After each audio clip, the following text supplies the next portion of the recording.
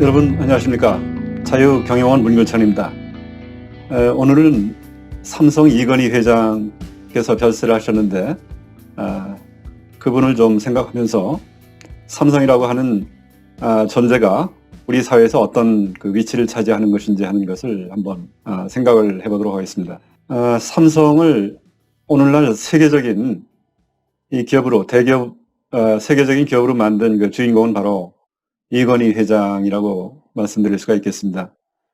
이건희 회장은 세계 속에 이 한국이라고 하는 존재를 심어준 수많은 사람이 있겠지만 그 중에 아주 대표적인 분이라고 볼 수가 있겠습니다.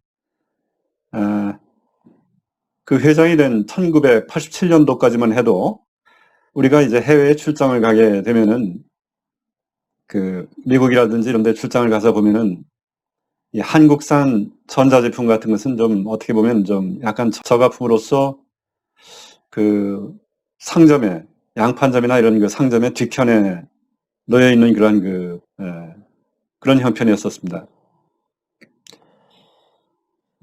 선대 이병철 회장의 뒤를 이어서 삼성 회장에 취임한 그 이건희 회장은 그 회사의 총수가 되면서 엄청난 그 마음의 압박을 느꼈다고 볼 수가 있습니다. 이 한국의 대표적인 기업이긴 하지만 이 기업이 과연 경쟁력을 갖고 계속 성장을 할 수 있을 것인지에 대해서 확신이 없었죠.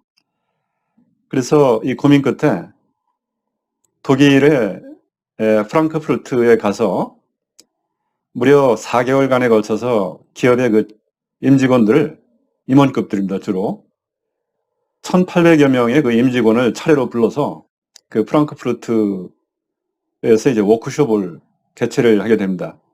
그때 나온 그 유명한 말이 처자식을 빼놓고 모든 것을 다 바꿔라 라고 하는 그 말입니다. 그 삼성의 그 신경영 전략, 우리가 나중에 삼성웨이라고 불리는 그 신경영 전략은 아주 괄목할 만한 성과를 내면서 반도체, 액정 표시장치 그 LCD, 모니터, 그리고 우리가 한 사람 전부 가지고 다니는 그 휴대전화 애니콜, 이런 세계적인 1등 제품이 그 후에 약 10년여 년에 걸쳐서 이 줄줄이 나왔었죠. 한국이 이런 그 재벌 활약에 힘입어 한때 그 우리가 건국을 했을 때는 세계에서 이제 맨 뒤에서 두 번째라고 이렇게 흔히 얘기가 되고 있는 빈국이었던 한국을 12위권의 교역국으로 만든 것은 바로 이건희 회장 같은 대기업 재벌의 그 활약, 이것에 힘입은 바가 크다, 이렇게 볼 수가 있겠습니다. 이건희 회장 같은 분에 대해서 우리는 당연히 존경과 이러한 그 합당한 그러한 그 평가를 해야 할 것 같습니다. 그런데도 불구하고 오늘날 그 한국 사회를 보면은 재벌 총수들이 만들어낸 그런 그 성과에 합당한 존경심을 가지고 있지 않다라고 생각이 됩니다. 마치 이 대기업의 경영이 누가 해도 다 저절로 잘 되는 것처럼 그렇게 생각을 하는 것처럼 보여요. 그렇지만 그렇지가 않습니다. 오늘날 한국의 그 반재벌 정서, 이것을 반영한 것 중에 이제 여러 가지가 있지만 가장 대표적인 것이 대기업 재벌이 그 후세, 그러니까 이제 잡고 하고 나서 그 다음 때에 총수를 이제 자녀에게 맡기려고 할 때 그 지분을 상속을 해야 되는데 그 지분 상속세가 할증 비율까지 이렇게 합산이 되게 되면은 무려 65%라고 하는 지분 상속세를 내야 하는데, 이것은 전 세계 OECD 국가 중에 그 예를 찾아볼 수 없을 정도로 너무나 높은 그런 비율로 되어 있고, 이것을 내고 나면은 사실상 그 후대가 기업의 경영권을 유지할 수가 없을 정도의 그 아주 그 형벌적인 그러한 그 높은 세율을 책정을 하고 있는 것을 볼 수가 있습니다. 그 밖에도 대기업 재벌을 옥죄는 수많은 이 규제들이 너무나 많기 때문에 오늘날 대기업 재벌이 과연 이 자율적인 경영을 할 수 있느냐 하는 것이 거의 불가능한 그런 그 형편에 있다 하는 것이 한국의 실정이라고 볼 수가 있습니다. 아마도 오늘날 한국인의 정서로서는 대기업 재벌을 그 창업자의 그 가문이 승계하는 것보다는 오히려 어떤 아무나 어떤 그 똑똑한 전문 경영인만 세우면은 다 되는 것처럼 그렇게 생각을 하는 것으로 이제 볼 수가 있겠습니다. 그렇지만 이제 그 기업의 어떤 문화, 이것을 그 하나의 핵심 가치라고 볼 수 있는 기업의 문화를 계승한다라든지 하는 것이 그렇게 쉬운 일이 아니고, 그런 점에 있어서 이제 기업의 경영자의 어떤 집안, 이 가문이 그대로 이렇게 하나의 소유권과 결부되어 있는 그러한 기업가가 그 기업을 총괄하는 거하고 이 전문 경영인 체제하고는 아주 큰 차이가 있고, 우리가 흔히 생각하듯이 전문 경영인 체제가 그렇게 늘 장점만 있는 것은 아니다 하는 것을 여러분들이 아셔야 되겠습니다. 이 대기업이라고 하는 자유시장 경제에서의 그 제도, 이것이 자리 잡는 데 있어서 하나의 그 발명자라고 볼 수 있는 미국에 있어서도 간혹 이 전문 경영자는 그 문제점을 노출을 하는 그 사례들이 있는데요. 하나의 사례로서 과거에 스콧 페이퍼라고 하는 그 회사가 있었습니다. 여기에 전문 경영자로서 회장을 맡고 있었던 알 던랩이라고 하는 사람이 있었는데, 이 사람은 스콧 페이퍼사에 그 1년 한 9개월 정도, 1년 7개월 정도 그렇게 짧은 기간 동안 이제 회장으로서 근무를 하면서 이 사람이 매스컴에 자기 일을 부각을 시키고 자랑을 하는데 아주 능숙했던 사람입니다.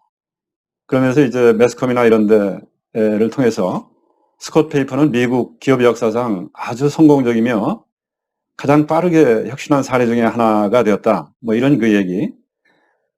다른 회사에 앞서서 모든 혁신을 시도할 것이다.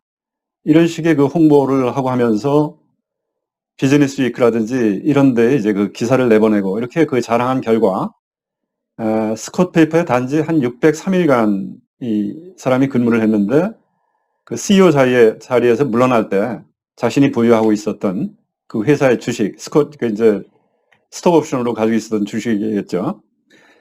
이거를 팔아서 그 개인의 부를 약 1억 달러를 우리를 치면 한 1,500억 재산을 챙길 수가 있었습니다.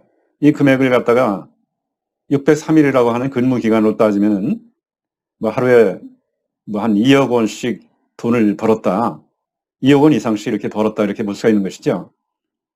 그런데 이런 그 큰 돈을 벌 수 있었던 것은 결국은 회사의 장래를 위한 어떤 연구개발 투자, 이런 거 하나도 하지 않고 어떤 그 중요한 인재를 발굴하고 영입을 한다라든지 하는 장래를 어둡게 하면서 회사의 장래를 갖다가 개척을 한다라든지 하는 것을 하지 않고 오히려 장래를 어둡게 하면서 이 사람이 집요하게 그 공들인 거품 만들기의 그 결과라고 볼 수 있는 것이죠.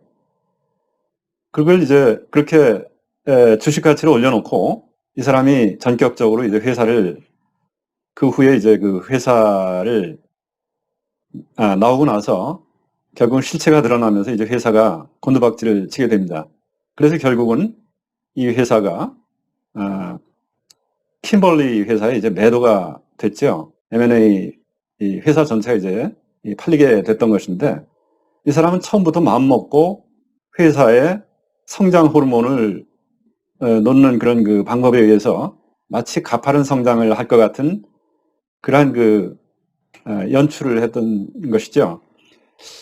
이와 같이 어떤 그 소유권하고 결부가 되지 않는 전문 경영인이 어떤 그 책임의식까지 망각을 할 경우에는 이런 엄청난 일을 저지를 가능성이 있는 것이고, 이 소유 경영 체제라고 하는 재벌 체제는 자기 이 선대에서부터 이렇게 물려받은 그 가업이기 때문에 이러한 그 전문 경영 체제가 가질 수 있는 어떤 관료주의적인 이런 위험이 없는 체제라고 볼 수가 있는 것이죠. 이 사례를 보면은 소유권과 결부되지 않은 그 전문 경영자라고 하는 그 제도, 이것은 소유 경영 체제에 비해서 관료주의에 빠질 가능성이 큰 것을 알 수가 있습니다. 이 관료주의라고 하는 것은 쉽게 얘기하면은 진정한 책임을 지지 않고 형식만을 갖추는 것이죠. 그렇게 함으로써 그런 사람이 책임자로 있는 어떤 이 조직은 진정한 성과를 낼 수가 없습니다. 내지를 못하고 이제 장기적으로 보자면은 서서히 쇠퇴하면서 이제 분해가 되죠. 우리 사회가 대기업의 경영 체제를 소유권과 관계가 없는 그러한 그 전문 경영 체제로 이렇게 몰아가는 그런 이 추세라고 볼 수가 있는데, 이것은 어쩌면은 대기업 재벌을 해체를 해가지고 장기적으로 분해를 해서 무책임한 그런 관료주의 속에 이렇게 그 관료주의의 먹이로 삼게 되는 황금알을 낳는 거위를 갖다가 해체하는 그러한 그 결과가 될 수가 있다 하는 그 우려를 말씀을 드릴 수가 있겠습니다. 감사합니다.